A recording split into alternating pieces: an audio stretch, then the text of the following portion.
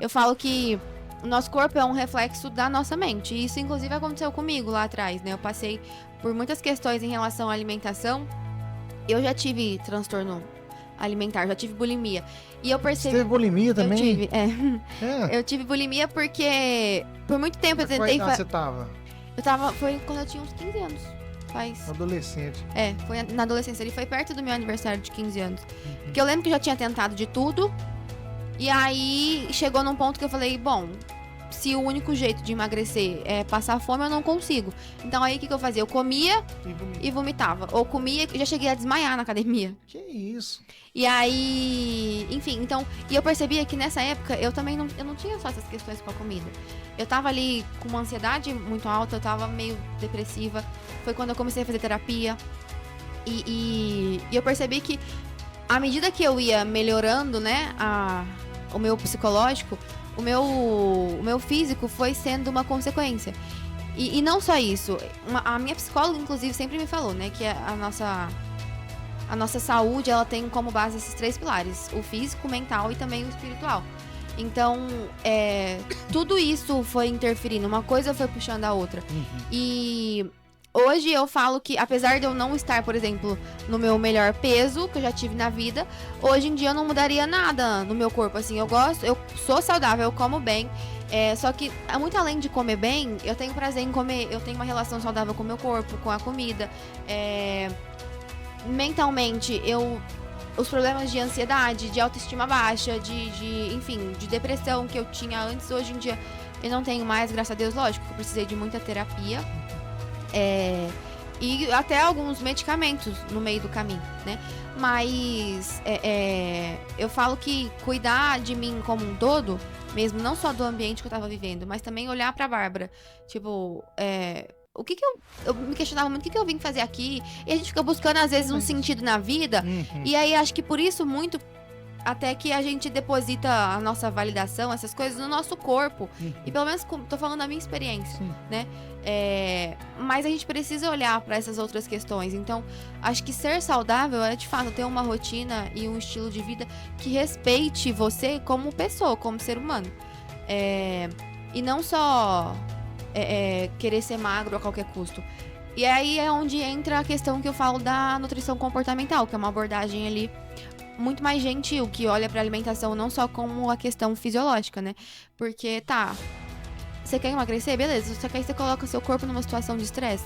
Que saúde é essa? Que te você custa? vai piorar a cabeça, ainda que vai te trazer um outro problema depois, né? Que custo? Até que ponto, sabe? O quanto vale? Então é sempre importante a gente colocar numa balança, sabe? Porque às vezes a gente adoece, igual eu adoeci, por querer alcançar um corpo perfeito. E aí, enfim, uma coisa vai puxando a outra quando você vê que você tá no fundo do poço e não... E a magreza não te ajuda em nada. A gente acha que só vai ser feliz quando for magro, mas não tem nada a ver com isso. Porque quanto mais magra eu tava naquela época, parecia que mais magra eu queria estar.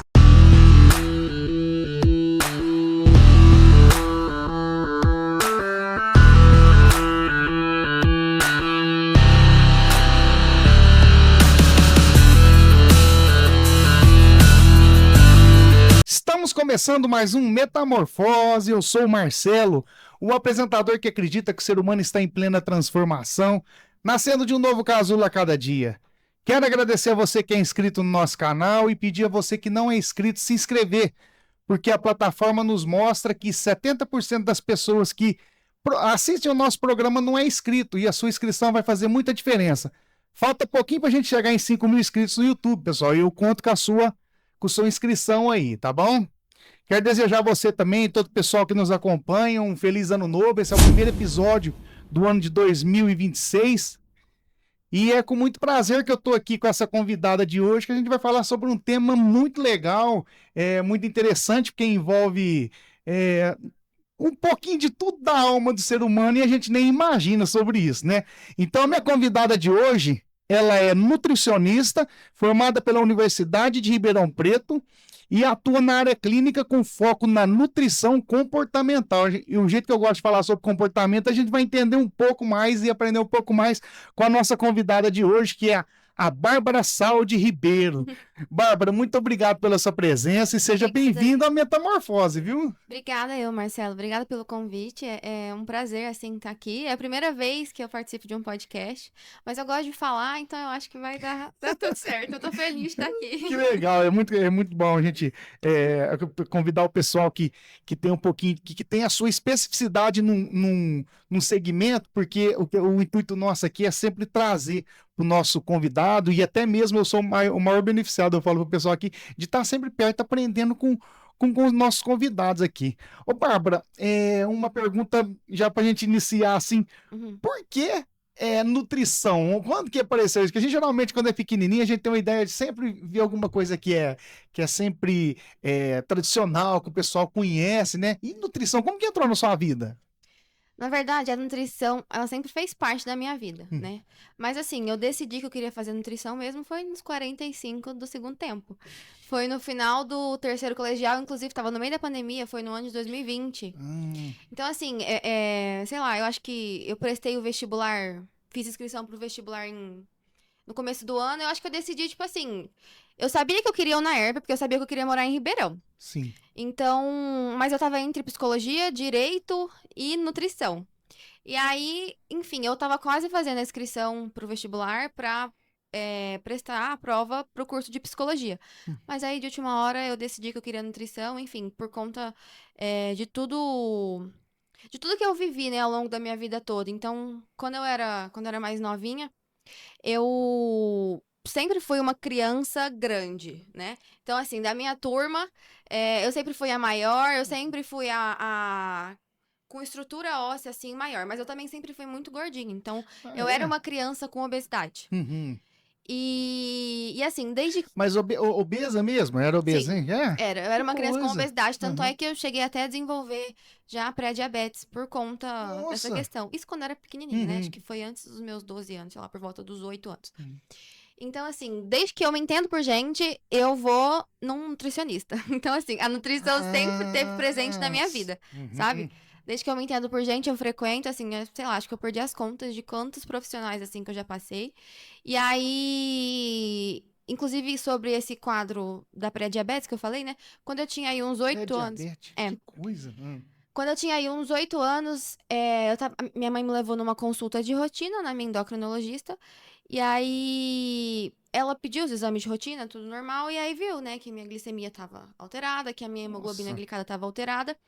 E eu tava com resistência à insulina, né? E aí foi quando ela chegou na minha mãe e falou assim, ó, você vai precisar levar a Bárbara num nutricionista, porque ela precisa fazer uma reeducação alimentar, porque senão ela vai desenvolver diabetes. A diabetes, enfim, Que coisa. é uma doença crônica, não tem cura e assim, afeta em tudo na vida da gente, né? Hoje eu sei, na época eu não tinha nem ideia do que era diabetes, acho que nem os meus pais tinham. Então, assim, foi a partir daí que a nutrição entrou na minha vida mesmo. Legal. E aí foi dessa forma que depois, ao passar do tempo, fui passando por várias coisas, várias situações, né? Não foi uma vivência ali fácil. Eu não tinha uma boa relação com nutricionistas, eu não gostava de nutricionista. Eles te tiravam o prazer, né? Vamos dizer, não é isso? Você entende, né? Sim. Um pouco o que era, né? Sim. E aí, até que, enfim, em 2020 foi o ano de pandemia, fiquei muito tempo em casa. E aí passei a cozinhar, né? Eu sempre gostei de cozinhar. E aí comecei a vender doces, enfim. Nessa época eu não tinha uma relação muito boa com a comida. Então esse contato com os alimentos me fez ter essa curiosidade, né? Então foi por isso, assim, que eu decidi cursar a nutrição mesmo. Então, eu posso dizer que a nutrição ela já faz parte da sua vida mesmo, desde nova, né? Sim. Então, você já tinha uma relação com o nutricionista e com isso, né? Sim. Ô, Bárbara, eu vou te fazer uma pergunta, não sei se faz parte muito, mas como você está clinicando, você vai saber me falar, orientar. Você falou do seu caso de ser criança, já tinha problema com obesidade. E isso é natural? O que leva uma criança a ter problema com obesidade? Eu sei que é alimentação, mas o hábito, o que é? Será que é em casa, os pais? Ou tem tendência? Os outros falam assim, não, mas é porque o meu menininho tem problema que não sei o que é, mas a gente vê que come 3 salgados 9 horas da manhã. Aí eu vi o que é o problema. Faz sentido? O que é um problema? É até bom pra gente alertar o pessoal, né, sobre isso. Eu falo assim que a obesidade, eu falo não, né? De fato, a obesidade, ela é uma doença crônica e é uma doença inflamatória, enfim. Então, primeiro que uma doença crônica, só do fato dela ser crônica, isso significa que o tratamento dela também deve ser crônico.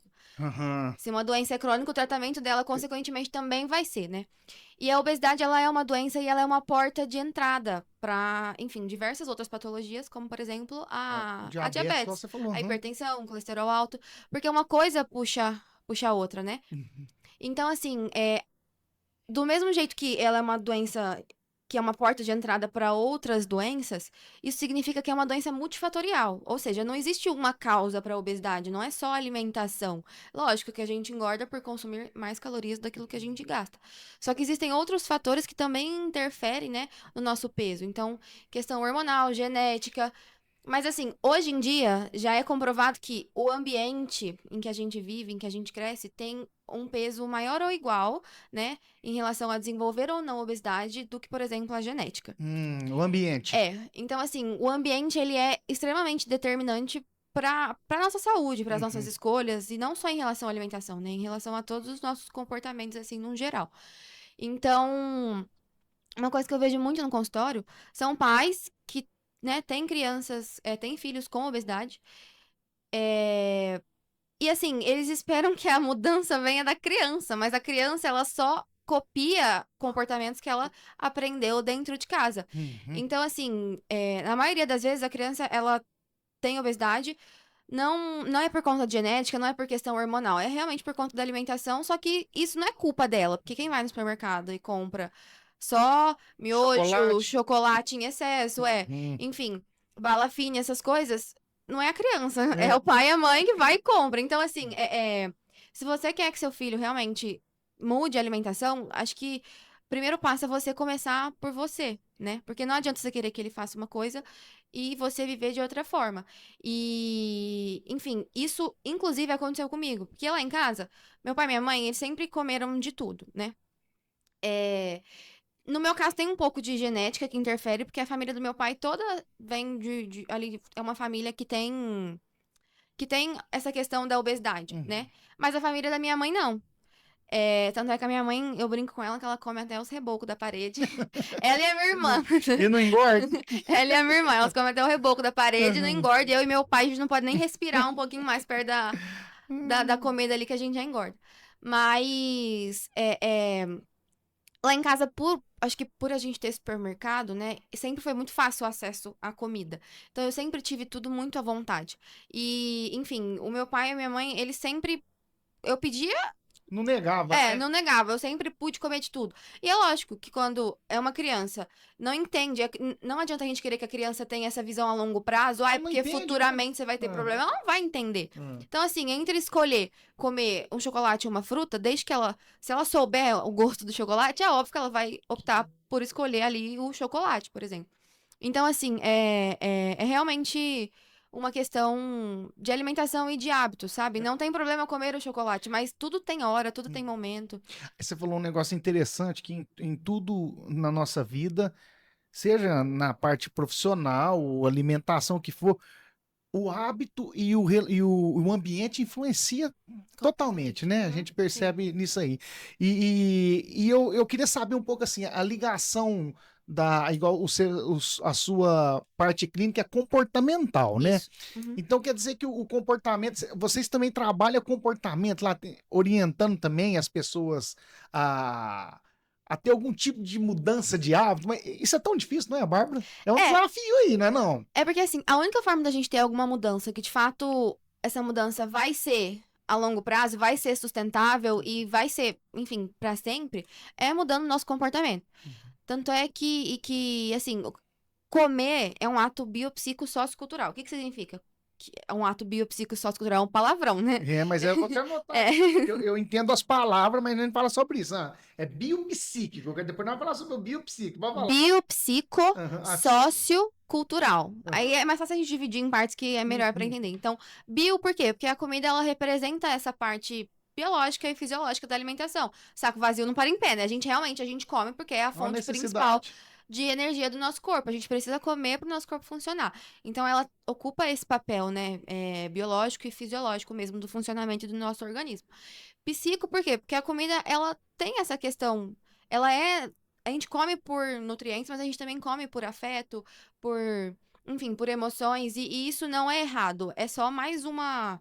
É mais uma das faces ali que compõem o ato de comer.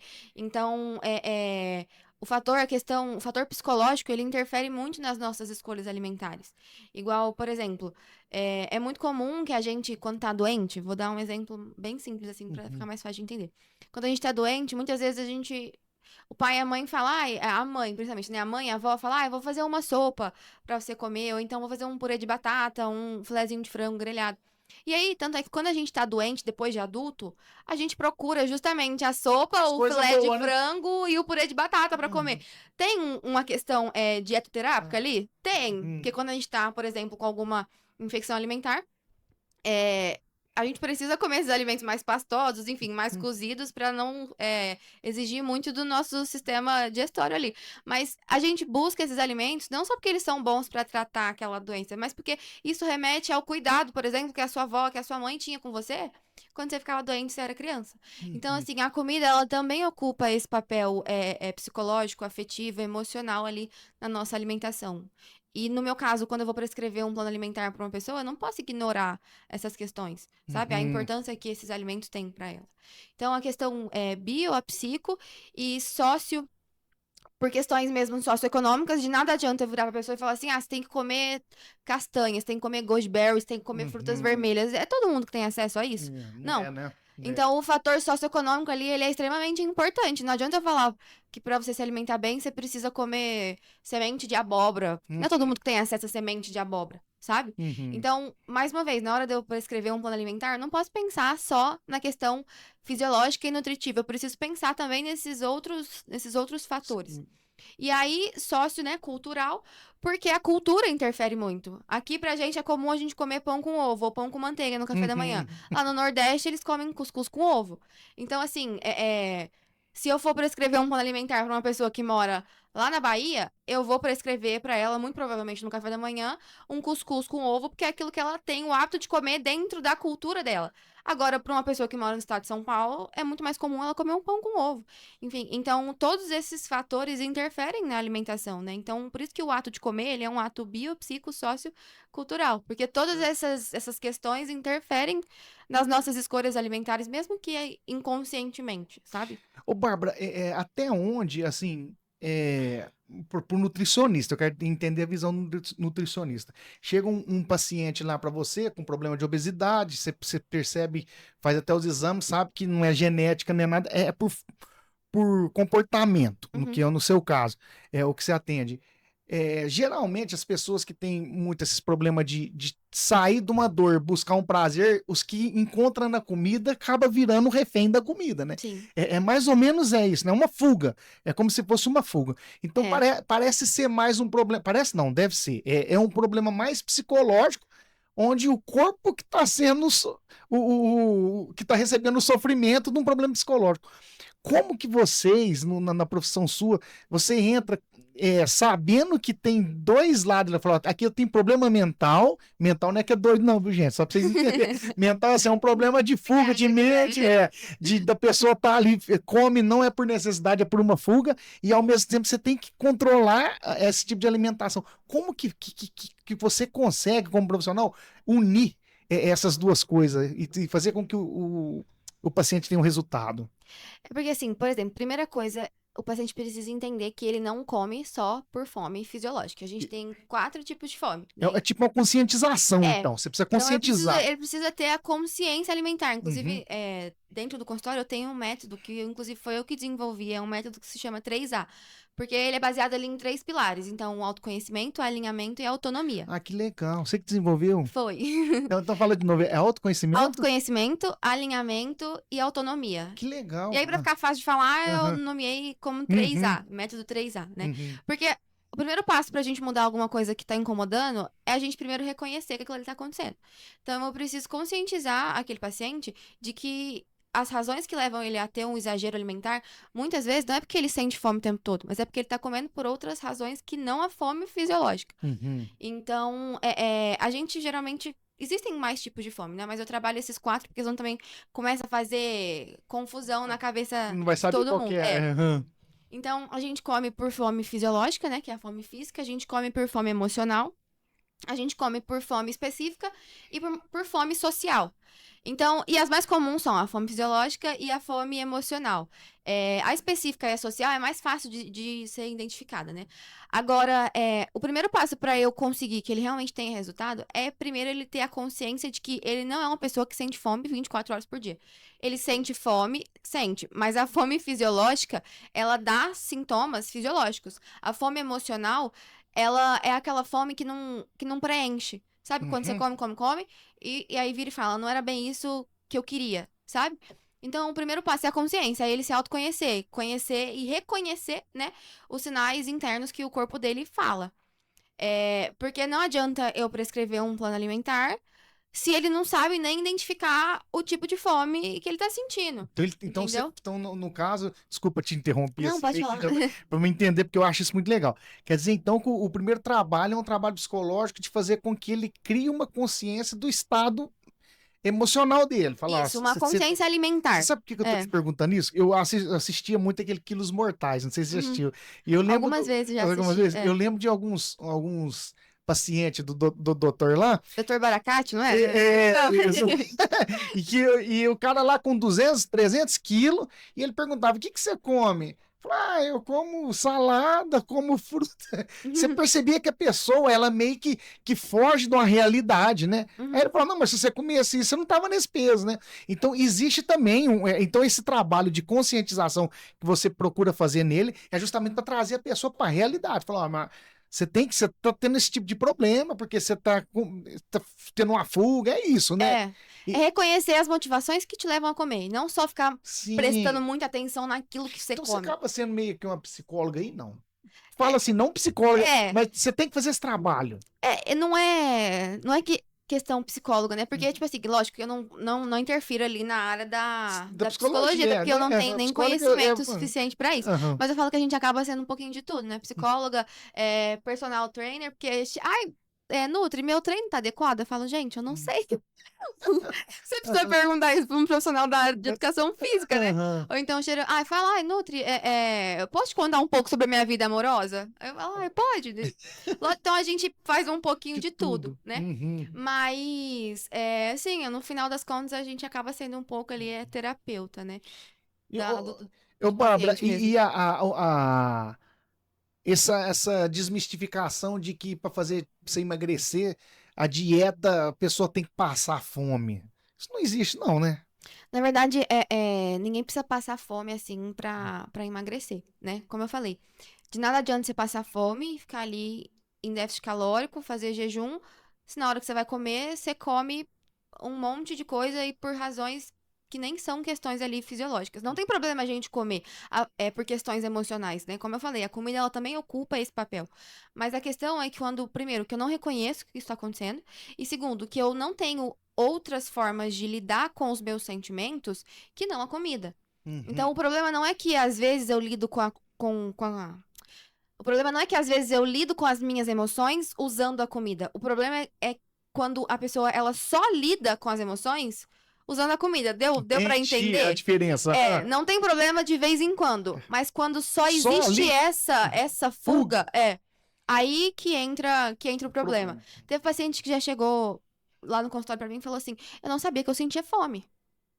Porque a pessoa comia Não só. dava tempo.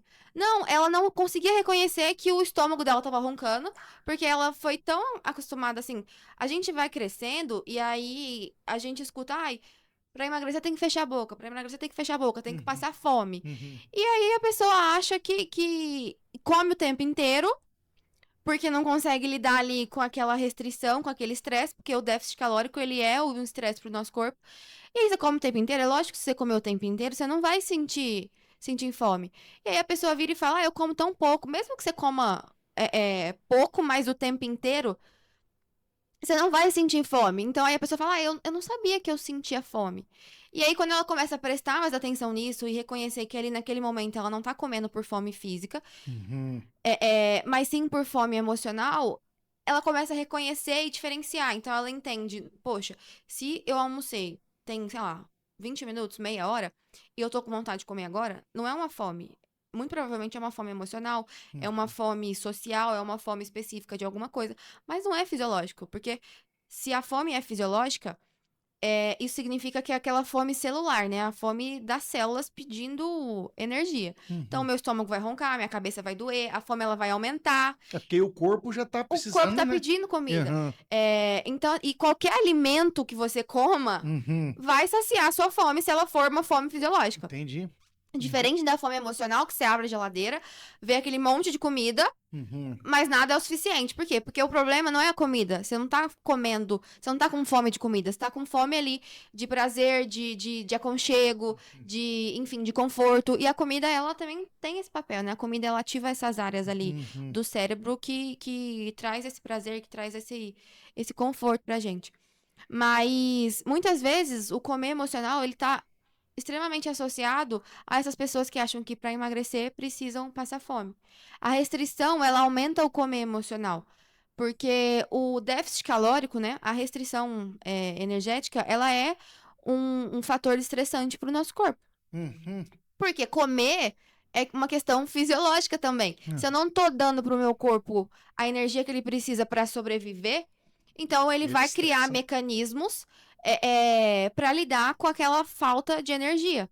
E Uhum. aí isso é um estresse para ele, porque além de todas as coisas que ele já precisa fazer, né? É, é, você ainda tá dando mais trabalho para ele. Uhum. Então é aí que muitas vezes a pessoa fica estressada, não sabe lidar, fala, poxa vida, aí se sente um fracasso, porque todo mundo consegue emagrecer. Pra emagrecer tem que fechar a boca, e só eu que não consigo, e aí fica triste, aí come porque tá triste, fica triste, porque comeu. E aí vira um ciclo vicioso, e sem fim, sabe? Então, por isso que é tão importante, como você falou na pergunta anterior, né? Como é que eu faço para conseguir que os pacientes tenham Isso. resultados? Uhum. E ainda assim não percam o prazer em comer. Porque o único jeito de você sustentar uma mudança e sustentar uma alimentação ali saudável é justamente você mantendo o prazer daquela pessoa em comer. Então, Se preocupa com isso também. se eu não tenho na minha rotina Uhum. alimentos que eu goste de comer, Uhum. eu não vou conseguir sustentar Uhum. aquilo. E assim, o nosso corpo ele gasta energia pra tudo, pro nosso coração bater, pro nosso cérebro funcionar, enfim, pro nosso pulmão fazer ali as trocas gasosas, pra digerir os alimentos. Então, assim, é muito difícil uma pessoa que come comida ultrapassar a quantidade de energia que ela precisa e aí engordar. Comida, você fala comida normal. Comida que nossos Ah, avós comiam aham. antigamente, Uhum. sabe? Sei. Arroz, feijão, Isso macarronada, aí não faz reserva, você quer dizer? Tipo e assim, é difícil, né? é muito difícil uma pessoa exagerar. Uhum. Se você respeita a sua fome, se você respeita a sua saciedade, se você come comida de verdade, é muito difícil você ter ali um exagero que vai te trazer um ganho de peso. Ui, Uhum. perdão. Não, Um ganho de peso muito relevante, sabe? Uhum. Porque a gente gasta energia pra tudo e comida de verdade, comida in natura, aquela comida que vem da terra, Aham. sabe? Tem pouca caloria, lógico, que tem alimentos que são mais calóricos do que outros, igual, por exemplo, o abacate é uma fruta extremamente calórica. Mas ao mesmo tempo que ela é calórica, ela é uma fruta rica em gordura, por isso que ela é calórica. A gordura sacia mais rápido. Então, se você come o abacate, você Achei. respeita a sua saciedade, você também não vai exagerar ele. Você não vai Uhum. comer ele ali numa quantidade muito exagerada a ponto de você, enfim, ingerir mais calorias do que você gastou. Entendeu? Perfeito. Ô, Bárbara, e o carboidrato é um vilão mesmo? Como que é? Esse negócio dessas dieta de comer só proteínas, faz sentido nos estudos que você estudou? Tem cientificamente alguns estudos que falam sobre isso mesmo ou não? Que o Ou é carboidrato, mito? que o carboidrato engorda, no caso? Né, que engorda, né? Porque também fala que vira açúcar, né? Carboidrato demais, que... É. é, O carboidrato ele vira açúcar depois do nosso sangue, né? Depois, uhum. enfim, que é feita ali a metabolização dele. Mas a questão é que o carboidrato ele vira estoque, nosso corpo ele estoca o Ah, carboidrato. Então, de fato, quando a gente come ele em excesso, ele vira ali, né, um estoque de energia, que é a gordura. Mas só que não é assim que as coisas funcionam, porque ao mesmo tempo que o carboidrato ele vira estoque de gordura, ele é o macronutriente que a gente mais precisa para sobreviver. Então, ali a gente tem os 3 macronutrientes principais, né? A proteína, o carboidrato e a gordura, ou o lipídio, que é a mesma coisa. E dos 3 macronutrientes, o carboidrato, ele deve ser aquele que ocupa a maior parte ali da nossa alimentação. Então, se eu não me engano, eu posso estar enganada agora, mas de 45 a 65% do nosso gasto, do nosso consumo energético total, né? Deve ser proveniente de carboidrato. E aí isso depende muito do gasto energético, da taxa metabólica basal da pessoa, enfim. Porque, igual eu falei, a nossa fonte principal de energia é o carboidrato. Para o nosso cérebro funcionar, a fonte principal de energia dele é o açúcar simples, por exemplo. É por isso que as pessoas falam, quando você for fazer o Enem, leva um chocolate para você comer. Por quê? Porque chocolate é açúcar. E o nosso cérebro gosta de açúcar, é energia rápida.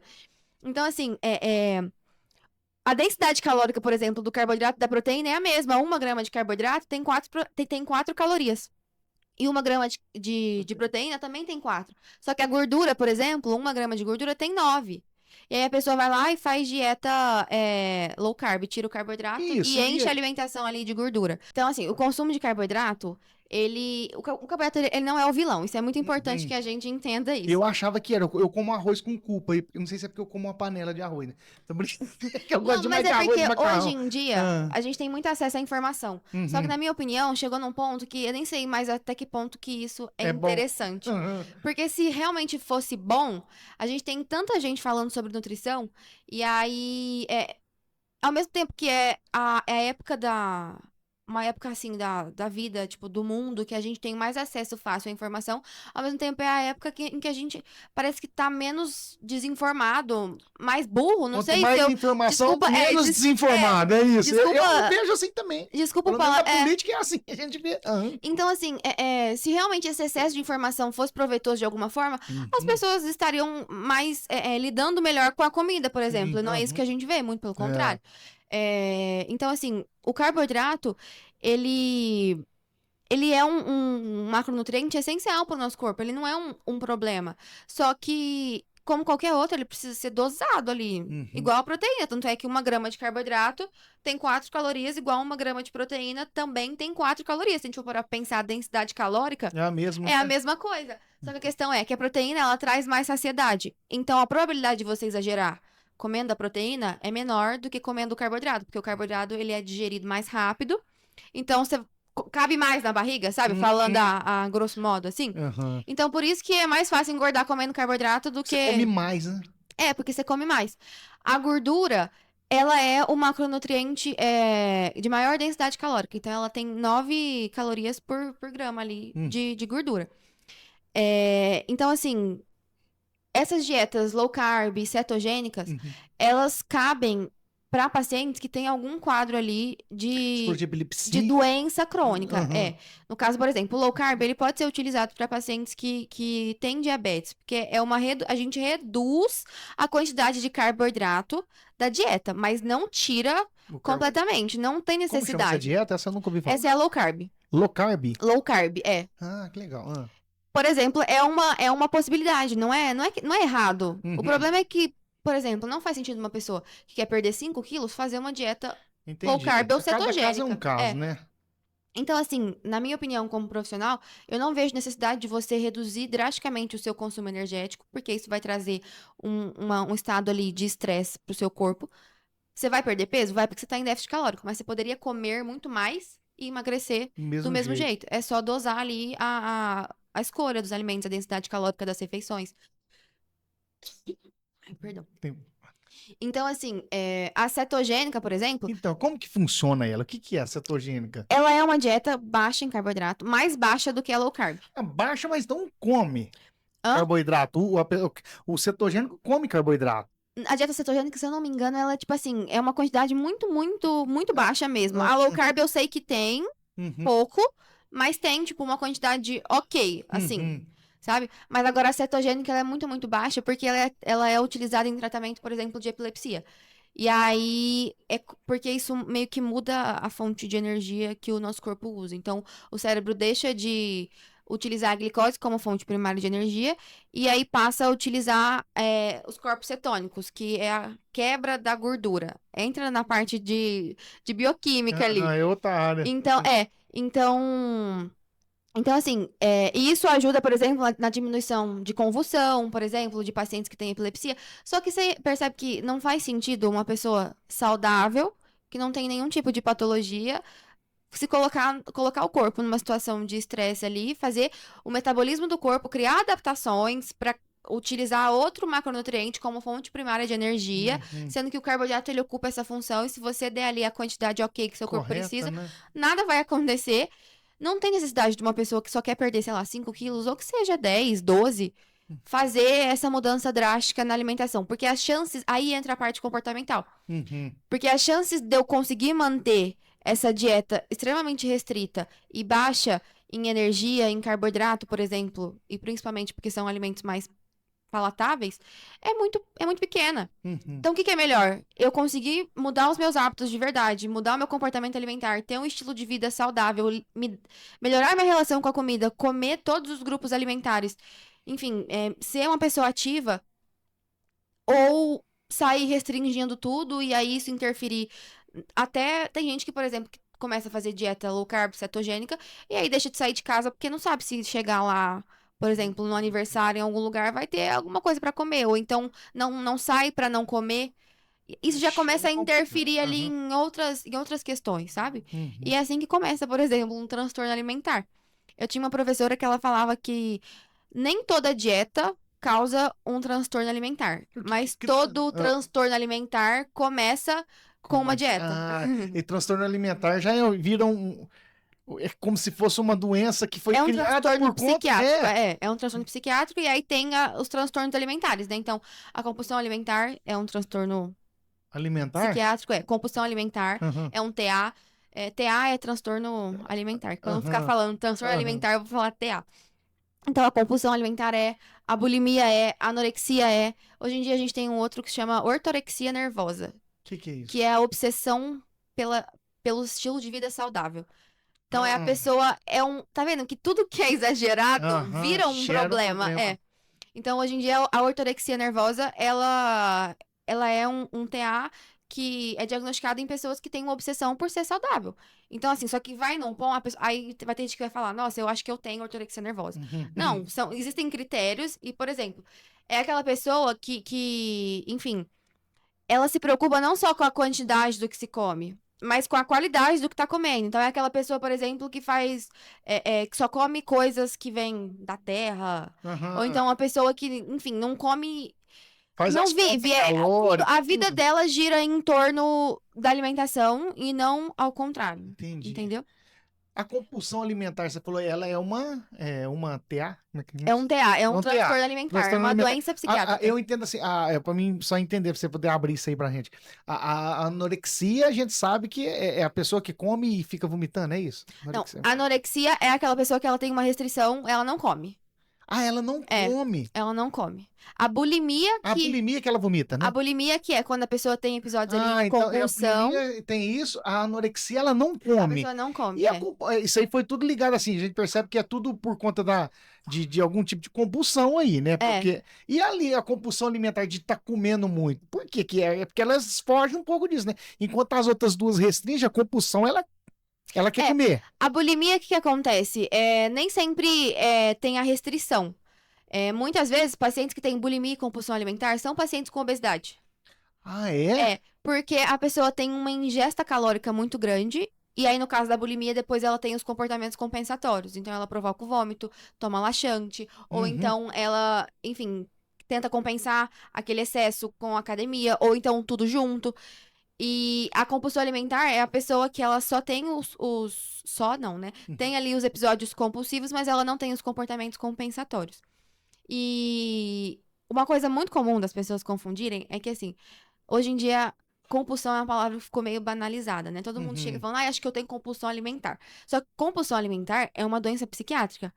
É um transtorno alimentar. De fato, é uma doença. Existe uma diferença muito grande entre exagero alimentar e compulsão alimentar. Para uma pessoa ter compulsão alimentar, ela precisa ter pelo menos um episódio de compulsão por semana durante 3 meses. Então tem critérios. Não é quando você tá num aniversário, tem uma comida muito gostosa, você chega em casa com o botão da calça estourando. Entendeu? Mas Isso essa é um. compulsão que é comer até acabar o mundo? Como é que é essa É quando compulsão? tem aquela sensação de falta de controle. Então a pessoa ela não só come exageradamente, ela tem literalmente uma sensação de perda de controle. E ela come não só alimentos hiperpalatáveis, porque o exagero é diferente você exagerar porque tem uma comida Tá muito gostoso, gostosa, aham. ou você ter uma compulsão, um episódio de compulsão alimentar. Por exemplo, tem gente que come tudo que tem na geladeira, aí abre o armário, come tudo que tem no armário, acabou, ela abre o pote de feijão congelado que tem no freezer. Aham. Então, assim, a compulsão alimentar, ela é uma coisa muito mais séria. Nossa A Senhora. pessoa chega a comer, por exemplo, tipo, é lanche da tarde, acabou o pão com manteiga, acabou o pedaço de bolo, ela come arroz, ela come feijão congelado, ela come, enfim. O que Ela, tiver, ela o vai que comer. tiver, ela come. Então, tem critérios pra gente diagnosticar uma pessoa. Num caso, eu não posso diagnosticar. É o médico, é o psiquiatra que dá esse diagnóstico, né? Mas a gente consegue identificar, né?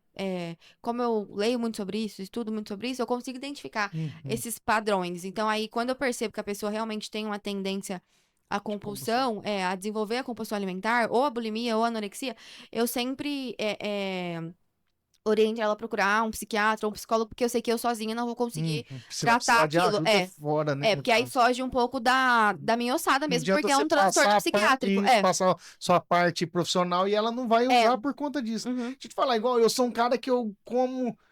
Depois que eu almoço ou janto, eu falo pra minha esposa, porque eu não compro. Você não compra bis, não compra chocolate.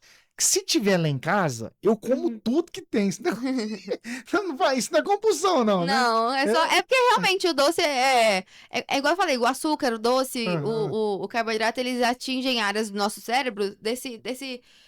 É o nosso sistema de recompensa. Então, libera neurotransmissores, dopamina, serotonina, e aí a gente sente aquele conforto, aquele prazer. Então é gostoso comer. Hum. E aí. Isso entra também na questão de, nossa, bis é proibido, chocolate Uma é caixinha proibido. de bis é normal comer É que depois bis realmente é uma coisa que é muito que fácil a é gente bom, perder né? o controle. Eu também, assim, com bis eu não tenho muito Uhum. autocontrole. É difícil, é muito. Fácil, né? É aquele chocolate leve que você vai comendo e você não percebe que tá comendo. Uhum. É diferente, por exemplo, de você comer um pó de Nutella. Nutella tem mais gordura, então vai ser mais difícil você comer um Uhum. pó de Nutella do que uma caixa de bis. Então, mas assim, esse negócio da gente. É mais fácil exagerar com o doce, mas é por conta dessa questão mesmo De prazer de nisso. prazer. Uhum. Porque o doce, o carboidrato, ele tem esse papel, né? O açúcar, o doce, de liberar esses neurotransmissores, né? Uhum. Dopamina, serotonina, e aí a gente tá sempre ali comendo porque tá buscando esse prazer. Ou então porque você tá com esse pensamento de restrição, né? Então, no caso, bis é proibido, não posso comer. O E proibido quer quanto mais, mais. quer fazer. É a mesma coisa, isso é uma coisa que eu sempre falo pros meus pacientes no consultório. Se eu virar pra você e falar assim, ô Marcelo, pensa em qualquer animal, menos num elefante. Só vem o elefante. Só vem o elefante na cabeça. Então, quando a gente fica, não posso comer chocolate, não posso comer chocolate, não posso comer chocolate, Vai querer comer. você vai ter mais vontade de comer chocolate. Uhum. Então, talvez comer um quadradinho. Geralmente, a porção ali no rótulo do chocolate, né, da barra, são 3 quadradinhos por porção. Comer ali 3 quadradinhos que seja depois do almoço, e não tem problema também comer depois do jantar. Desde que o contexto da alimentação esteja balanceado, não é isso que vai te trazer problema, não é isso que vai te trazer, que vai aumentar seu peso, enfim, que vai te engordar. Então, assim, a questão é que às vezes é muito melhor a gente ter esse equilíbrio, comer um pouco todos os dias, porque vai chegar um momento que você vai se ver ali diante daquele alimento. E se você tiver com esse pensamento de restrição, a probabilidade de você exagerar é muito maior. E isso é cientificamente comprovado. A restrição, ela gera compulsão. Por isso que eu não gosto dessas dietas low carb, cetogênica, não oriento o jejum intermitente. Não porque não é bom, não porque não traz resultado, mas porque eu acredito que os efeitos colaterais são muito maiores do que os benefícios. A não ser que tenha ali uma indicação específica, como no caso, por exemplo, da cetogênica para epilepsia. Uhum. Mas não faz sentido você emagrecer passando fome, estando estressado, Pois sim, sim. sendo que você pode, emagrecer comendo, entendeu? Sim. E manter isso pro resto da vida. Uhum. E ainda ser feliz, porque ter o prazer ali em comer é a única coisa que vai fazer com que você realmente consiga sustentar aquele estilo de vida novo ali, sabe? Certo. Ô, Bárbara, os pacientes seus hoje, eles têm de todo tipo? Porque eu percebo assim, tem gente que procura nutricionista para ganhar massa muscular, né? Tem gente que procura nutricionista para engordar também, né? Sim. Ao contrário, não é? Tem gente que é magra e quer engordar. A minha E irmã. deve ser e a maioria das pessoas quer emagrecer, deve ser o que eu imagino. Você já trabalhou com todos esses tipos? Trabalha com todos eles? Na verdade, É três universos diferentes, não é? De pessoa. na verdade, assim, geralmente, a maioria das pessoas me procuram pra emagrecer. Eu falo que independente de a gente faz a bioimpedância, independente de como esteja ali a composição corporal da pessoa, ela quer emagrecer a qualquer custo, sabe? Na maioria das vezes é isso. Mas tem pessoas também que querem ganhar peso. E aí, a gente trabalha com isso, né? O comportamento alimentar, ele não serve só pro emagrecimento, porque é como eu falei, se eu... E quando a gente pensa em dieta, parece que tem começo, meio e fim. E quando a gente fala em mudança de comportamento, literalmente você vai mudar o seu comportamento alimentar. Você vai mudar a forma como você se relaciona com a comida, como você se relaciona com o seu corpo, como você se relaciona com a atividade física, enfim. Então, até pro ganho de massa muscular, a pessoa precisa estar disposta a mudar esse comportamento, porque senão ela vai ficar ali um tempo fazendo dieta.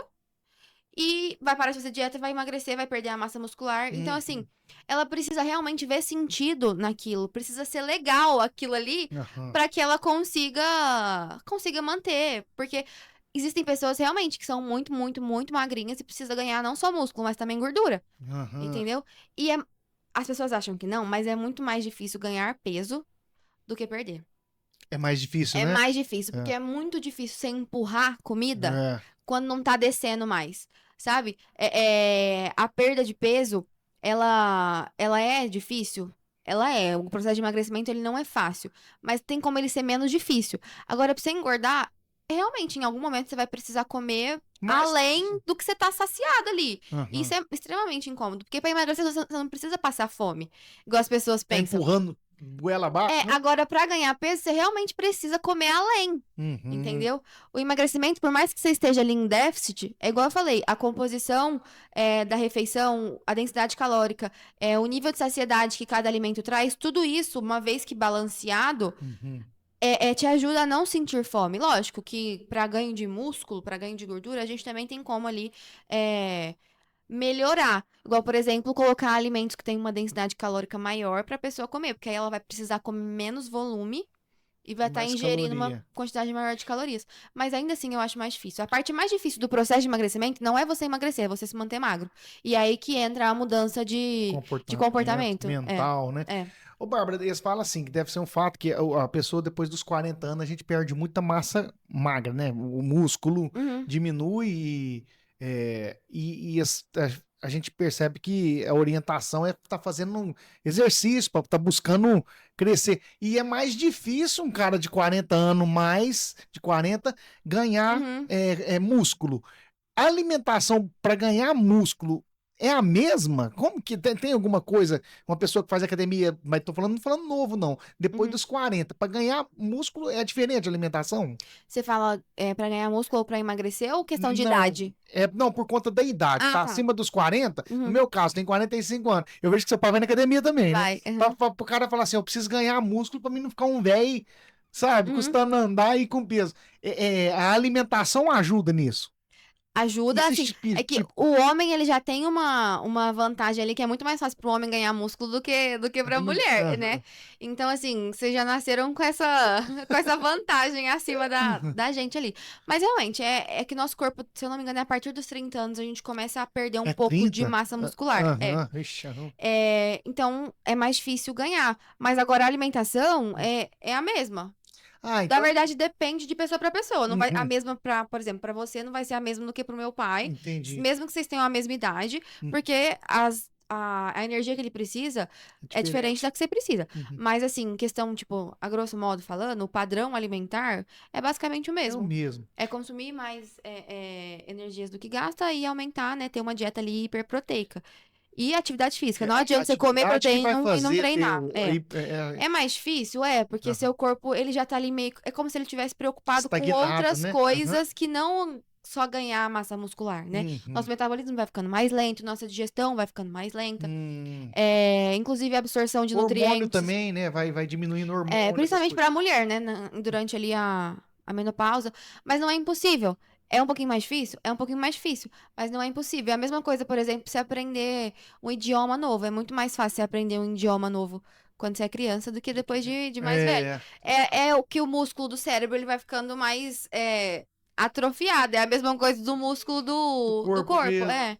A ligação entre a nutrição, você que é nutricionista, e exames do paciente, você também é ligado isso? Você liga muito, não? Exames E bioquímicos, bioquímicos principalmente. mesmo, De é? sangue. Porque, por exemplo, no geral, a base da alimentação da gente precisa seguir a recomendação do Guia Alimentar da População Brasileira, Uhum. que é preferir alimentos in natura e minimamente processados e evitar, né, alimentos processados e ultraprocessados. Então, num geral, não vai fugir muito disso. Uhum. Mas, por exemplo, pessoas que têm diabetes, é através do exame de sangue que a gente vê. Pessoas que têm colesterol alto, é através do exame de sangue que E a gente vê. hormonal? A questão Ou não hormonal entra muito, tipo, é, falta de testosterona, alguma coisa assim? tipo assim, isso depende mais do médico, pro médico avaliar no sentido, Uhum. tipo, não tem como eu repor testosterona Uhum. pro paciente através da alimentação. Não tem como, né? Mas, por exemplo, a questão hormonal em relação ao hipotiroidismo e ao hipertiroidismo, que é a questão da tireoide, Uhum. o hipotiroidismo, se eu vejo ali que os hormônios da pessoa estão tão alterados, aí eu vou orientar ela que ela procure um médico, porque a pessoa que tem hipotiroidismo, ela tem um aumento do apetite, enfim. Então, isso vai Então, fazer com que ela ganhe peso, interfere, uhum. sabe? Mas aí já, tipo, não cabe. Eu vou estar ciente daquilo, a alimentação dela vai ser feita com base no quadro clínico dela, mas eu sozinha não vai adiantar, porque já aí entra numa questão que vai, igual eu falei, é um, é uma questão multifatorial, multiprofissional. Preciso do médico também ali junto, porque ela vai precisar de algum Ela tem um medicamento, outro de problema alguma ali, né? coisa. Ô, Bárbara, e essa nova posição do governo americano? Lá, não sei se você viu, chegou a ver? Eu vi por cima, mas eu Aham. não, Coisa, não não. olhei muito. Eu só vi que, assim, eu vi Aham. que eles tiraram, né, os pães, cereais do topo da pirâmide. Uhum. E aí agora a base da pirâmide alimentar são os alimentos in natura, que é tudo que o nosso guia alimentar fala desde 2014, na É verdade. desde 2014, É. mas eu acho que naturalmente o homem já sabia que era isso que faz bem para a saúde, né? É, É os alimentos, igual você falou, comida, né? comida. É É só a gente isso. pensar antigamente, os nossos avós, tipo Uhum. assim, tanto é que hoje, em 2014, teve uma atualização do Guia Alimentar, que é essa que tá até hoje, mas antes tinha de 2006, se eu não me engano. Uhum. Inclusive, eu acho que não é todo mundo que conhece o guia. Eu vou até mostrar aqui, eu trouxe o PDF, porque... É um site ou é um Não, guia escrito? você entra no... Acho que se você colocar, não sei se tem como pôr na TV, enfim. Mas Deixa eu espelhar. eu trouxe aqui o PDF, tá vendo? Deixa eu ver. Você coloca no Google, Guia Alimentar para a População Brasileira, Eu Ministério da vou Saúde. colocar aqui, depois você me passa a foto que eu Passa. coloco no vídeo aqui pro pessoal Tá. ver. Isso aí. É, Aham. É guia alimentar? Guia Alimentar para a População Brasileira. Que E tem para legal. criança também. Ah, Então é? é só você colocar no Google, Guia Alimentar para a População Brasileira, Ministério da Saúde, que vai aparecer lá esse PDF que eu baixei antes de vir, no meu Uhum. celular mesmo. Você falou que Escrevi. mudou em 2014? É a última atualização. Uhum. Então aqui no guia Eles não falam que carne faz mal, não. Não. E o ovo faz bem ou faz mal? Porque tem época que o ovo faz bem, tem época que o ovo faz mal. Esse que é Não o sei se problema. você já viveu essa fase de ouvir que o ovo fazia mal e fazia É bem, porque não? as pessoas têm Ah. mania de rotular os alimentos, colocar eles dentro de uma caixinha. Esse faz bem, esse faz mal. Esse pode, esse não pode. Quando, na verdade, o que importa é o contexto. Não Uhum. existe alimento que emagrece e alimento que engorda. Tanto é que, por exemplo, uma pessoa emagrecer, ela vai precisar de um tempo. A pessoa que engordou 10 quilos em um ano, aí ela quer emagrecer 10 quilos em uma semana. Não tem jeito. É inversamente proporcional, não tem jeito. Aham. Entendeu? Então, assim, não é só. Não existe isso de um alimento específico. Não existe um alimento vilão. Não existe um macronutriente que é vilão. É tudo questão de contexto e da forma como os alimentos são distribuídos ao Entendi. longo do seu dia ali mesmo, Uhum. sabe? Mas a questão da atualização da pirâmide alimentar dos Estados Unidos, eles não falaram nada diferente do que aquilo que o guia fala há mais de 10 anos. sabe? É que a gente sempre tem essa mania de a grama do vizinho é sempre É, mais verde. Aí quando os escuta Estados mais Unidos alto. falam... É sempre Aham, assim. aham. Mas o guia é um ótimo material, é muito bom. Isso é bom. Eu vou colocar aí pro pessoal seguir, porque é bom a gente saber o que que. Eu falo, se até carro funde por causa de um combustível, imagina Uhum. nós comer coisa errada, É. né? O corpo sente mesmo, né? Inclusive, o guia, ele traz os 10... Eu até trouxe aqui pra falar. Isso. Ele traz os 10 passos para uma alimentação saudável. Eu escrevi aqui. Então, de uma forma... É porque, assim, a gente tem que lembrar que a alimentação saudável e adequada é um direito humano, é um direito básico. Claro. O direito à alimentação é um direito humano. Uhum. E assim, isso inclusive tá na Constituição Federal, né? Que o Estado, ele precisa prover ali políticas públicas que, enfim, que Ter proporcionem condição, às né? pessoas... E não só tem a ver com acesso aos alimentos, mas comida que respeite essas outras questões que também interferem na alimentação. Ai, Bárbara, mas na teoria é uma coisa, na prática é outra. Sim, Uhum. mas assim, é que a gente às vezes não tem nem noção dos nossos direitos, né? Uhum. Mas é obrigação do Estado, assim, prover para a população uma alimentação básica, adequada e saudável. Então, foi pensando nisso que o Ministério da Saúde elaborou o Guia Alimentar. E aí, aqui tem muita coisa. Tem Todo mundo muita tem coisa. acesso a isso aí. Todo mundo, é só Aham. colocar no Google. Uhum. Então, eles trazem os 10 passos para uma alimentação saudável. O primeiro é fazer de alimentos in natura ou minimamente processados a base da alimentação.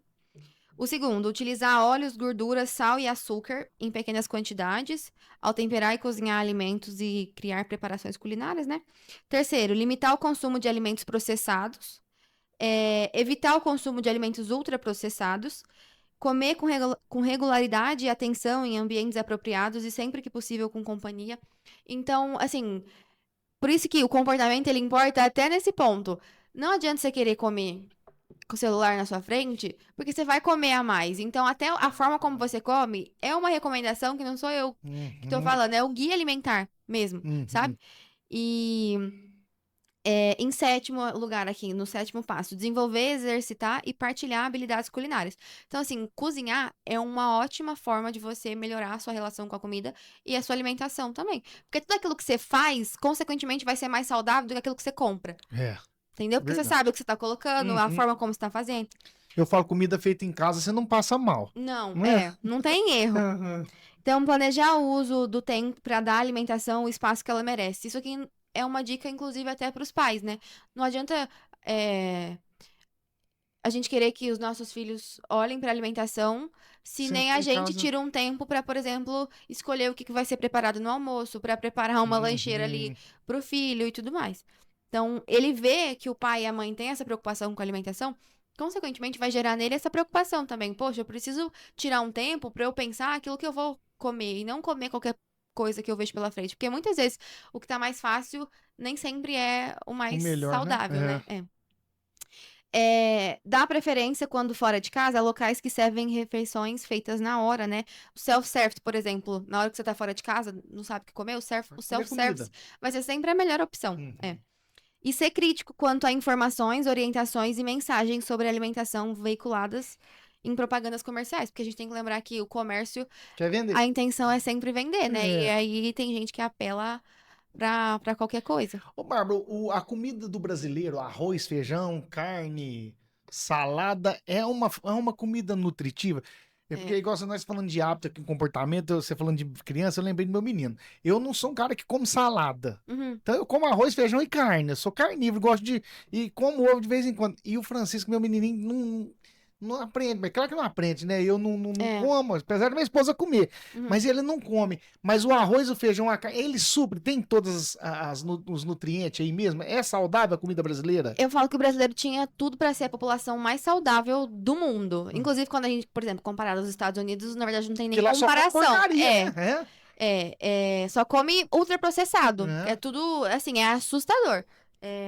Primeira vez que a gente foi viajar, eu lembro que eu passei mal. Me deu diarreia. Porque só come lanche. E a gente não tá acostumado com aquilo. Já fazia 15 dias. Vontade de comer um arroz e feijão não tem, né? Nossa senhora. E quando tem também, ruim. não, é ruim e é caro. Uhum. Porque comprar comida em dólar é a pior coisa que tem. Então, assim, a gente tinha tudo pra ser a população mais saudável do mundo, né? Mas a vida corrida faz com que a gente se distancie um pouco dessa alimentação e principalmente essas desinformações que a gente tem na internet. Mas arroz e feijão é uma combinação perfeita. Tem proteína, tem carboidrato e tem a quantidade de gordura ali Proteína tem no necessária. arroz? No O feijão? feijão é proteína Feijão é vegetal. proteína? Proteína, grão de bico, lentilha, ervilha, tudo isso é a proteína de origem vegetal. Uhum. O arroz é o carboidrato da energia e como eu falei, a gordura, ela tem uma densidade calórica maior. Consequentemente, eu preciso menos dela. Então, ela vai estar ali dentro em menor quantidade, mas na quantidade que eu preciso A mesmo. gordura, no caso, é a gordura animal. E a gordura vegetal, o óleo? A gordura vegetal é melhor do que a animal. É mesmo? Uhum. Ah, Então, tem a banha de porco e o óleo de soja. O óleo de soja é melhor. é melhor? É. É mais saudável? É. Eu sei que eu não gosto de banha de porco, mas quando eu como num restaurante que tem assim, eu percebo que a gente sacia mais, a gente fica mais saciado com banha de porco, né? Feito no óleo. Porque É mais forte. é mais forte, mais Aham. pesado. E o problema da gordura animal é que geralmente a gordura animal é igual. Por exemplo, a carne vermelha. Uhum. Tem gordura saturada ali dentro. Tem gordura. O que é a saturada? A saturada faz o quê? A O gordura, papo é aveia mesmo? a saturação da gordura tem a ver com a molécula da gordura, assim. Por exemplo, a gordura saturada, ela tem uma molécula maior. Então, o seu corpo vai precisar fazer um esforço maior para mais quebrar força pra ela. quebrar. E a probabilidade dela ficar na veia, entupir na maior. circulação é maior, porque ela é uma gordura maior. A gordura insaturada, ela já é como se a cadeia da gordura fosse mais quebradinha. Então, seu corpo consegue quebrar ela mais fácil, a probabilidade dela parar na veia e entupir É menor. é menor.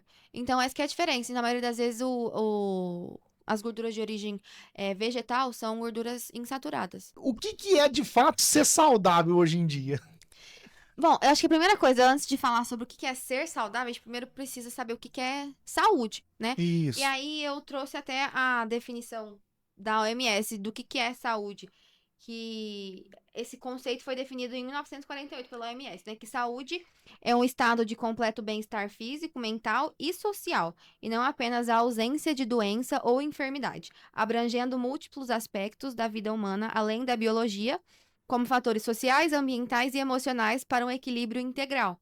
Então, assim, ser saudável é ter um estilo saudável um estilo de vida e uma rotina que respeite não só a questão fisiológica, né? Não só ir na academia, não só dormir bem, mas uma rotina que de fato respeite esse contexto emocional, social e físico. Então, muita gente acha que só porque faz dieta ou se alimenta bem ou vai na academia que é saudável.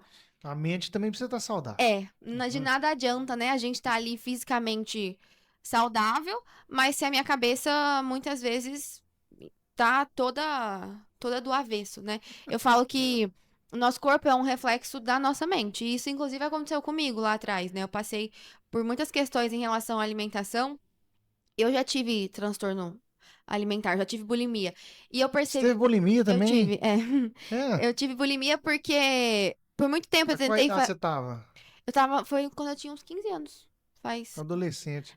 Foi na adolescência. Ele foi perto do meu aniversário de 15 anos. Uhum. Porque eu lembro que eu já tinha tentado de tudo.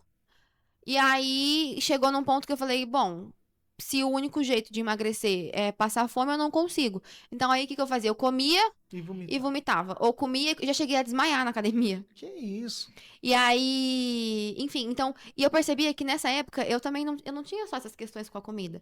Eu tava ali com uma ansiedade muito alta, eu tava meio depressiva. Foi quando eu comecei a fazer terapia. E eu percebi que à medida que eu ia melhorando, né, o meu psicológico, o meu físico foi sendo uma consequência. E não só isso, a minha psicóloga, inclusive, sempre me falou, né, que a nossa saúde, ela tem como base esses três pilares, o físico, o mental e também o espiritual.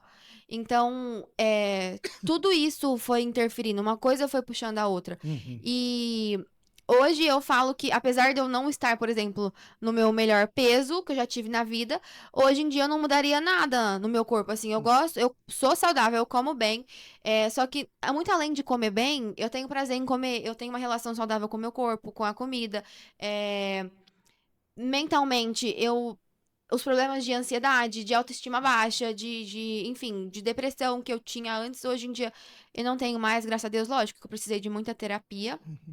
É, e até alguns medicamentos no meio do caminho, né?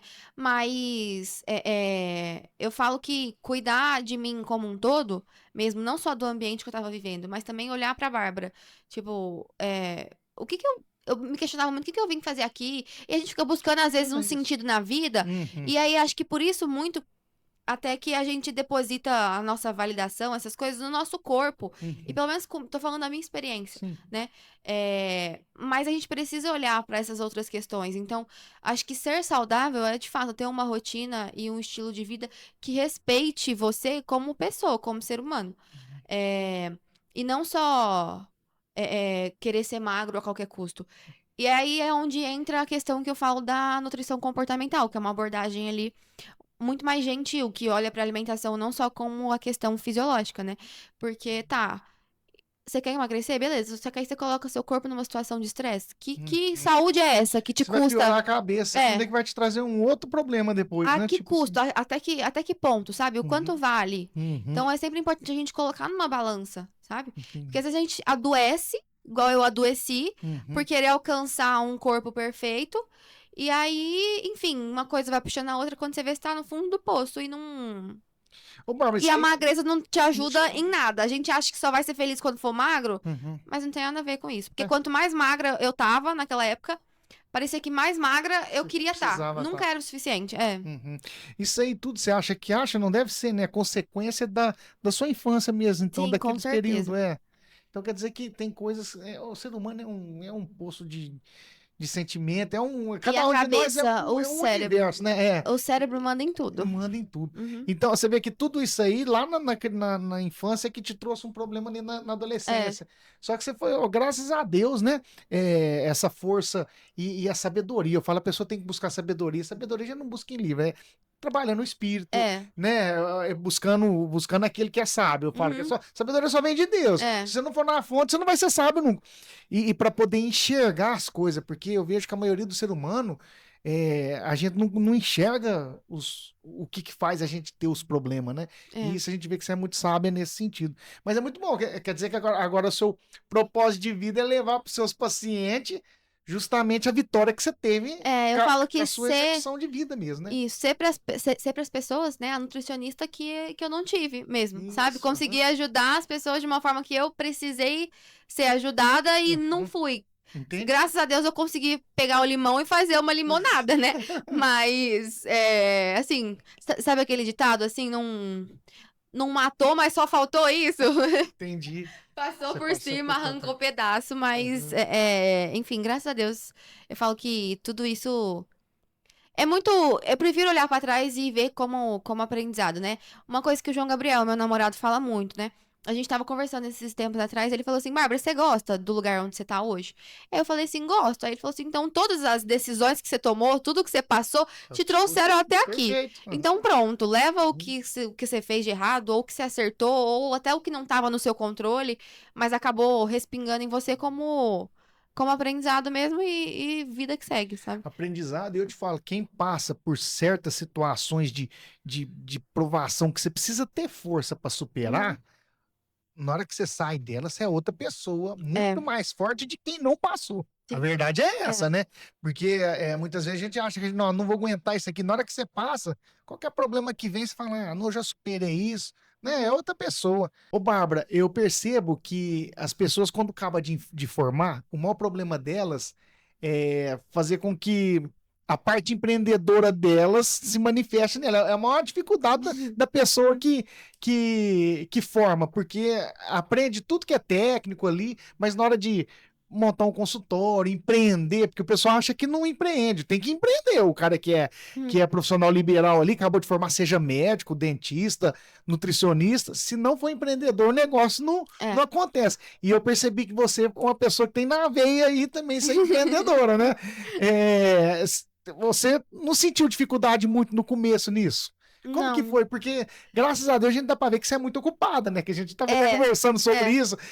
Você tem seus clientes e tudo, mas como que foi esse lado seu empreendedor? De onde que veio e como que você tá trabalhando isso em você, no seu negócio? Eu acho que assim, a primeira coisa é que a gente acha que pra gente começar a fazer alguma coisa, a gente tem que saber tudo e ser perfeito, né? E muito pelo contrário. Você vê que, tipo assim, se a pessoa me pergunta alguma coisa e eu não sei, eu vou falar, olha, eu não sei, mas é justamente nesse momento que eu me. É nesses momentos que eu preciso enxergar pelo lado de, nossa, mais uma coisa pra eu aprender. Legal. E não que, nossa, olha como eu sou uma péssima profissional e eu não sei. Entendeu? Perfeito. Então eu acho que a primeira coisa é esse negócio de sempre saber que você nunca vai saber tudo. Você tem que colocar isso na cabeça. E acho que não tem como fugir muito, né? Filho de peixe, peixinho é. Eu acho que isso veio muito do meu pai, que eu sempre admirei muito isso nele. E a gente é muito parecido. Tanto é que a gente. Eu e meu pai, a gente não briga muito. Mas quando a gente briga, é assim, sai de perto, porque a gente é muito parecido, mas a gente tem opiniões muito diferentes. Só que a minha personalidade é muito parecida com a dele, é. E aí, enfim, mas uma coisa que eu sempre aprendi com meu pai mesmo, sabe? A questão de ter humildade pra reconhecer que eu nunca vou saber de tudo. E não ter vergonha de falar que eu não sei. Porque às vezes a gente fica esperando. Eu acho que isso que é o principal quando a pessoa sai ali da faculdade, né? Porque não é fácil. Eu falo que foi a fase mais difícil que eu já passei na minha vida, porque dá muita insegurança, dá Na muito hora que você medo. saiu foi o mais difícil? É, porque você sai da escola, você sabe, é uma coisa automática, é o ciclo da vida. Você sai da escola, você vai pra faculdade. Mas depois que você acaba a faculdade, o que você vai fazer? Aí a E guerra. aí é aquele negócio, só depende de você, e só depende de você. Então, uma coisa que eu vejo todo mundo, o erro que todo mundo comete é esperar que as coisas estejam perfeitas pra começar. E assim, elas nunca vão estar. Eu nunca vou saber de tudo. E acho que aceitar isso foi o ponto principal, assim, pra eu começar, sabe? É a cabeça do empreendedor É. mesmo, é isso mesmo. A perfeição, ela é igual o medo. Uhum. O cara que busca a perfeição paralisa. É. A pessoa não faz nada, realmente. Eu acho que é bom a gente ter medo, porque o medo Uhum. faz com que a gente seja um pouco mais Prudente, né? prudente. Aham. Mas não a ponto do medo Paralisar. te paralisar e Verdade. deixar fazer com que você abra mão de fazer as coisas que você tem vontade, sabe? Certo. Ô, Bárbara, pra nós estar finalizando, eu gosto de fazer duas perguntas pro convidado pra você poder refletir um pouco sobre essa pergunta e puder responder pra gente. Que não é fácil, mas você vai entender. Quando na sua vida que você sentiu algum momento que você sentiu impotente? A impotência no sentido de você olhar a situação que você estava passando e falar, eu não tenho como eu fazer nada. E como que você superou isso? A Difícil, né? primeira coisa que me veio na cabeça foi quando eu É. tava fazendo estágio. E aí eu fiz o estágio no hospital. Eu fiz estágio no hospital lá na Beneficência Portuguesa, Legal. lá em Ribeirão. Uhum. E aí eu lembro que meu primeiro dia de estágio, e eu minto, aconteceu uma situação no primeiro dia, mas essa situação no primeiro dia, por mais chocante que ela tenha sido, não foi tanto quanto essa outra, né, que foi que me veio na cabeça agora. Uhum. E aí no hospital, o meu estágio era o seguinte, eu tinha que passar no quarto dos pacientes ou na UTI, no caso dessa situação, eu tava passando na sala de hemodiálise. Uhum. E aí, e a gente tinha que conversar com o paciente, perguntar sobre o consumo alimentar dele, medir a circunferência, por exemplo, da panturrilha, do braço, a altura do joelho, porque como o paciente muitas vezes está acamado, uma das formas da gente calcular o gasto energético é medindo, fazendo essas medições, a altura do joelho, para ter ali uma... Me fugiu a palavra. Para chegar próximo do gasto energético dele, enfim, já que não tem como a gente pesar e medir ele. Ele tá em cama, né? Camado. Ele tá acamado. Então, existem essas formas. E aí, eu lembro que entrei na sala de hemodiálise, e aí tinha uma senhorinha, acho que ela tinha uns 70 e poucos anos, e aí a minha professora sempre estava junto, né? Eu não ficava sozinha, ela sempre ia junto, mas quem fazia essas coisas era eu. Então, o paciente estava lá, acamado, entubado, ou nesse caso, tinha uma senhorinha lá, ela tava na máquina de hemodiálise. Então, ela Fazendo tava hemodiálise. fazendo a hemodiálise, E ela não tinha uma perna. Ela tinha só uma perna, ela tava sentadinha assim. E aí eu precisava medir a altura do joelho dela. E ela lá fazendo hemodiálise, e ela já tava super incomodada. E nisso que eu entrei na sala, já tinha uma outra senhorinha do lado pedindo água pra enfermeira, que ela tava morrendo de sede. Só que enquanto tá fazendo hemodiálise, não pode beber água. Então aquilo ali já foi extremamente chocante pra mim. Eu já precisei segurar o choro. E aí enfim, isso já tinha me abalado, mas eu tava ali tentando, né? Porque não deve chorar na frente do paciente, mas às vezes é difícil. E aí, minha professora me deu a fita métrica e agachei assim pra medir, conversando, pedi licença, avisei que eu ia fazer, lógico. E aí eu tava medindo, né, a circunferência da panturrilha e a altura do joelho dessa senhorinha que tava na hemodiálise. E no que eu olhei pra cima, ela tava chorando. Ela começou a chorar. E sabe aquele choro doído, que não tem barulho? Ela só tava. Sabe quando a pessoa tá com um olhar assim, vazio, distante, e só escorria a lágrima? E aí eu olhei pra ela e eu não aguentei, sabe? E eu levantei e eu. Enfim, eu comecei a chorar. E eu virei pra professora e falei assim: olha, eu não consigo fazer isso. Você pode fazer pra mim, por favor? E aí ela falou assim: ah, faço, né? E aí eu saí pra não ficar ali perto, enfim. Então eu acho que. Foi nesse momento que eu. Acho que foi nesse momento da minha vida, assim, que eu me senti Sentiu mais impotente mesmo. Porque eu vi que, sem dúvida. por mais que eu soubesse, por mais que eu tivesse a melhor das intenções ali, não tinha nada condição de fazer nada, né? que eu podia fazer, sabe? E eu acho que foi nesse momento, assim, que eu percebi que você pode ser o Einstein, você pode ser qualquer coisa, qualquer pessoa. Naquele momento não tinha nada que eu pudesse fazer. E qual o momento da sua vida que você se sentiu a Mulher Maravilha no sentido de super mulher, de ter superado uma situação também que talvez você até achasse que você não era capaz de superar e falou, agora eu tô pronto para uma superação maior do que essa. Nossa, acho que essa é mais difícil. Essa é mais difícil? Que eu me senti uma pessoa, tipo, só que tem a ver com a minha profissão ou qualquer coisa coisa? na vida, é. Sim, te lembra nisso. Eu acho que quando eu entreguei meu TCC, É. eu acho que assim, eu tirei um peso tão grande das minhas costas, e aí, enfim, eu apresentei, né, e aí eu tirei nota máxima na apresentação, enfim, é um processo muito, não é difícil escrever um É TCC, desgastante. mas é extremamente desgastante e demorado. É oral também você tem que fazer, não é? É, apresentação oral, aí a gente entrega o documento e faz a apresentação oral também. E depois que acaba ali a apresentação oral, aí ainda tem as perguntas. Aí você senta e aí naquele momento dá uma ansiedade que você não tem ideia do que a pessoa vai te perguntar, que a professora vai te perguntar, enfim. E ela tá ali pra te julgar, né? E é uma bancada, né? E aí a sua família inteira lá na sua frente, todo mundo esperando que você dê o seu melhor. Então, assim, acho que no dia que eu apresentei meu TCC, foi, assim, foi o dia que eu me senti mais capaz, assim mesmo. Bom. De fazer, assim, qualquer coisa. Eu vi que não, eu dei conta de passar por isso. Por mais estressante que tenha sido, porque foi extremamente desgastante, sabe? E quando eu terminei os estágios também na faculdade, acho que é a mesma coisa. Principalmente o estágio clínico hospitalar, que foi esse. Eu emagreci 6 quilos durante o estágio. Porque eu não comia.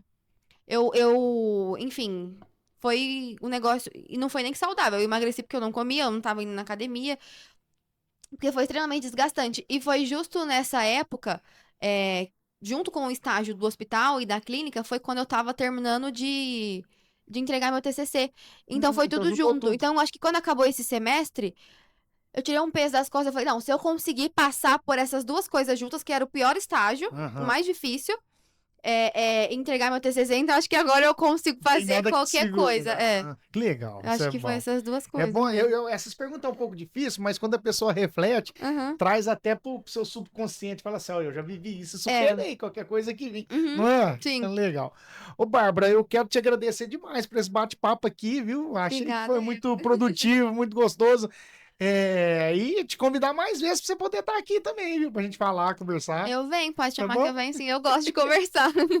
Muito obrigado. Se deixar, fica aqui até amanhã falando. Vou deixar só as redes sociais para quem quiser te procurar lá e no consultório, né? O pessoal quer engordar e quer emagrecer e quer ficar forte também, né? Pode procurar você, né, Bárbara? Pode falar, pessoal, que aí eu coloco no cantinho. Posso falar as minhas redes sociais? Pode falar, O meu Instagram é @nutri.barbarasaúde.